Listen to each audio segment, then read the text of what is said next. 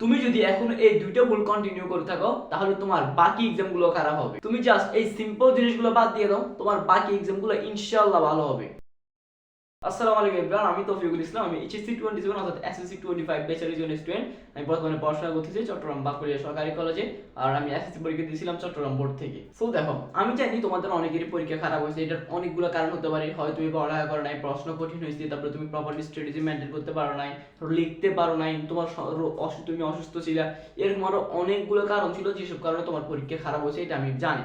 But আগেরগুলো যা হওয়ার হয়ে গেছে, কিন্তু তুমি যদি বাকি এক্সামগুলোতে ভালো করতে পারো তাহলে তোমার এখনো এই প্লাস পাওয়ার পসিবিলিটি আছে। কিন্তু তুমি সেগুলো তো ভালো করতে পারবে না যদি তুমি মাত্র দুইটা জিনিস কন্টিনিউ করো। আজকের ভিডিওতে আমি কথা বলবো সেই দুইটা জিনিস কি এবং সেই দুইটা জিনিসে তুমি কিভাবে সমাধান করবে, কিভাবে সমাধান করলে তোমার বাকি এক্সামগুলো ইনশাআল্লাহ ভালো হবে, সেই জিনিসটা তুমি জানতে পারবে আজকের এই ভিডিওতে। নাম্বার 1 হচ্ছে যে কি, তুমি এতদিন যে ভুলগুলো করে আসছো সেই ভুলগুলো থেকে এখনো শিক্ষা নাও। দেখো, তোমার এক্সাম খারাপ হয়েছে, এখানে হয় তোমার কোনো দোষ আছে, আবার ধরতে পারো তুমি অনেক পড়ছো, তোমার তাও তুমি ভালো করতে পারতেছো না, তুমি ভাবতেছো তোমার কোনো দোষ নাই, কিন্তু এখানে তোমার দোষ আছে। সেটা যদি তুমি প্রপার স্ট্র্যাটেজি মেইনটেইন করে পড়ো নাই। আবার অনেকে বলতে পারো যে ভাইয়া প্রশ্ন কঠিন হয়েছে, এখানে আমাদের করণীয় কি? দেখো, প্রশ্ন কঠিন হয়েছে কিন্তু প্রশ্ন তার বইয়ের বাহির থেকে দেয় কিছুটা ঘুরে আসতে পারে, স্বাভাবিক। এটা এক দুইটা সাবজেক্টে ঘুরে আসবে, প্রত্যেকটা বোর্ডে আসবে। আমাদের সময় চট্টগ্রাম বোর্ড আসে ফিজিক্স এবং হচ্ছে যে কি বিজিএস, তোমাদের সময় অন্য সাবজেক্ট আসবে, এটা স্বাভাবিক ঘুরে আসবেই। কিন্তু তুমি যদি সেভাবে প্রিপারেশন নিতে পারো, সেভাবে বেসিক কনসেপ্ট ক্লিয়ার করে পড়তে পারতে, তাহলে কিন্তু তোমার আর এই সমস্যা হতো না। বাট তোমার এখন যেটুকু সময় আছে সেইটুকু সময় তুমি প্রপার স্ট্র্যাটেজি মেইনটেইন করে, স্ট্র্যাটেজি না মেইনটেইন করে তুমি ভুল পদ্ধতি পড়তেছো। তুমি শুধু পড়ে যেতেছো, গাইড করতেছো, টেস্ট করতেছো, এমসিকিউ সলভ করতেছো, এটা তোমার জন্য ভুল পদ্ধতি। কারণ তুমি যদি কি সারা বছর পড়ো নাই, এমনও অনেক আছে যারা সারা বছর পড়ে নাই, এখন হচ্ছে লাস্ট টাইমে গাইড টেস্ট এগুলোর কোশ্চেন মুখস্থ করে চলে যায় এক্সাম দেওয়ার জন্য। সো বলো, তুমি যদি মুখস্থ করে চলে যাও তাহলে তোমার পরীক্ষাটা ভালো হবে? অবশ্যই না। তাই এখন তোমাকে তোমার এই ভুল থেকে শিক্ষা নিতে হবে যে তুমি আগে পড়ো নাই, প্রপার স্টাডিতে মেইনটেইন করে পড়ো নাই। দ্যাটস ওয়াই তোমাকে এটা আরো প্রপারলি মেইনটেইন করতে হবে, আরো কঠোরভাবে মানতে হবে। কারণ তোমার এখন অনেক পড়া বাকি, আর প্রশ্ন যেহেতু কঠিন করতেছে তোমাকে সেভাবে প্রিপারেশন নিতে হবে, না হলে তোমার কিন্তু বাকি এক্সামগুলো খারাপ হবে তুমি যদি এইভাবে ভুল পদ্ধতিতে পড়তে থাকো। আর প্রপার স্ট্র্যাটেজি আমি জানাই দিতেছি, কিন্তু তোমার আরো একটা জিনিস প্রয়োজন, সেটা হচ্ছে যে প্রপার সাজেশন। প্রপার সাজেশন কোনটা, যেটা থেকে তুমি অল্প সময় পড়বা, সেখান থেকে তুমি শিওর কমন পাবা। আবার হচ্ছে যে কি, সেই সাজেশনগুলো যাতে তুমি প্রপারলি শেষ করতে পারো সেই জিনিসটা জানতে হবে, সেটা কিভাবে শেষ করে তুমি একটা বেস্ট আউটপুট পাবা, বেস্ট রেজাল্ট করতে পারো, সেই জিনিসটা জানতে হবে। তাহলে তুমি এই সমস্যাটার সমাধান খুব সহজেই করতে পারবে। নাম্বার 2 হচ্ছে যে কি, তুমি হতাশ। তোমার আগের এক্সামগুলো খারাপ হয়েছে, তুমি এখন হচ্ছে যে কি আর বাকি এক্সামগুলোর জন্য মোটিভেশন পাইতেছো না, তুমি হতাশ অনেক বেশি। আসলে আমার সাবস্ক্রাইবার যারা আছে আমি জানি না তারা কতটা হতাশ। আমি সবসময় তাদেরকে মোটিভেট করার চেষ্টা করি। যেমন আমি গতকাল একটা ভিডিও বানিয়েছিলাম যে এখনো এই প্লাস পাওয়া সম্ভব, যদি দুইটা বিষয়ে প্লাস মিস হয়ে যায় তাও এই প্লাস পাওয়া সম্ভব। আমি সবসময় চেষ্টা করি তাদেরকে মোটিভেশন দেওয়ার, বাট আই ডোন্ট নো তারা কতটুকু এখান থেকে মোটিভেশন নিতে পারে। সো তোমরা যারা আমার নিউ সাবস্ক্রাইবার আছো তাদের উদ্দেশ্যে একটা কথা বলি, তোমাদের মধ্যে অনেকেরই এক্সাম খারাপ হবে, কারণ তোমরা এখন হতাশ হয়ে গেছো, তোমাদের মোটিভেশন নাই, তোমরা হচ্ছে যে আশা হারাই ফেলছো।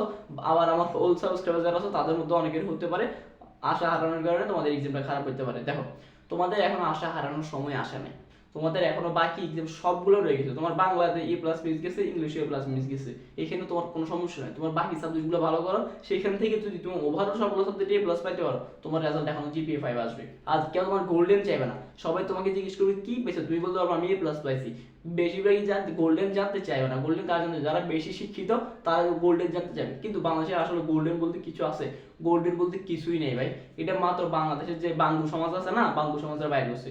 গোল্ডেন বলতে কিছু নেই। গোল্ডেন আমি নিজে হতে পারি না, গোল্ডেন না পাইলে কিসে, গোল্ডেন না পাইলে হয় না, গোল্ডেন না পাইলেও হয়। সো তুমি এখন এ প্লাস টেনশন করে ট্রাই করবা। তুমি কেন হতাশ হইতেছো? এখন যদি হতাশ হয়ে থাকো তাহলে তোমার পড়া হবে না, কিছু হবে না, তুমি টেনশন করতে থাকবা। এরপর হচ্ছে কি, তুমি সারাদিন ডিস্ট্রাক্টেড থাকবা। তো এরা ভাই আমি পড়লেও পারবো না, এই যে এতগুলো ভুল করতেছো, হতাশ থাকতেছো, ডিস্ট্রাক্টেড থাকতেছো, এইসব কারণে তোমার এক্সামটা ভালো হবে না। আর 3 নাম্বার একটা ভুল, সেটা হচ্ছে যে তোমার সবচেয়ে বড় ভুল, যে কারণে তোমার এসএসসি তে এ প্লাস মিস হওয়ার একটা ভালো ভালো সম্ভাবনা আছে, সেটা হচ্ছে যে কি, তুমি এখন আমাকে সাবস্ক্রাইব করো না। দেখো, আমি তোমাকে দেখাই দিয়েছি প্রপার স্ট্র্যাটেজি, প্রপার গাইডলাইন দিতেছি, তারপর যদি তোমাকে আমি মোটিভেট করতেছি, বাট তুমি এখন আমাকে সাবস্ক্রাইব করো না, তাহলে তোমার পরীক্ষাটা কেমনে ভালো হবে বলো? তাই এখনই সাবস্ক্রাইব করে দাও। আর তোমরা যদি একটা প্রপার সাজেশন পাইতে চাও, যেখান থেকে তুমি পড়লে শিওর কমন পাবা, যাদের physics chemistry math, higher math সহ বায়োলজি আদার সাবজেক্টগুলোতে এখন সমস্যা রয়ে গেছে, তাদের জন্য বেস্ট অপশন হবে টিম তাণ্ডব। কেন জানো? কারণ এখানে তোমাকে মাত্র 11 ঘন্টায় ফিজিক্স, 9 ঘন্টায় কেমিস্ট্রি, 8 ঘন্টায় হায়ার ম্যাথ, 6 ঘন্টা জেনারেল ম্যাথ একবারে ফুললি কমপ্লিট করে দেওয়া হয়েছে। এছাড়াও তুমি পেয়ে যাবে একবার স্পেসিফিক সিকিউ এবং এমসিকিউ সাজেশন। তুমি জেনারেল ম্যাথের জন্য জাস্ট 29টা সিকিউ, হায়ার ম্যাথের জন্য 41টা সিকিউ, ফিজিক্সের জন্য 58টা সিকিউ, কেমিস্ট্রির জন্য 50টা সিকিউ। তুমি এই সিকিউ গুলো করলে ইনশাআল্লাহ সেখান থেকে শিওর কমন পাবা।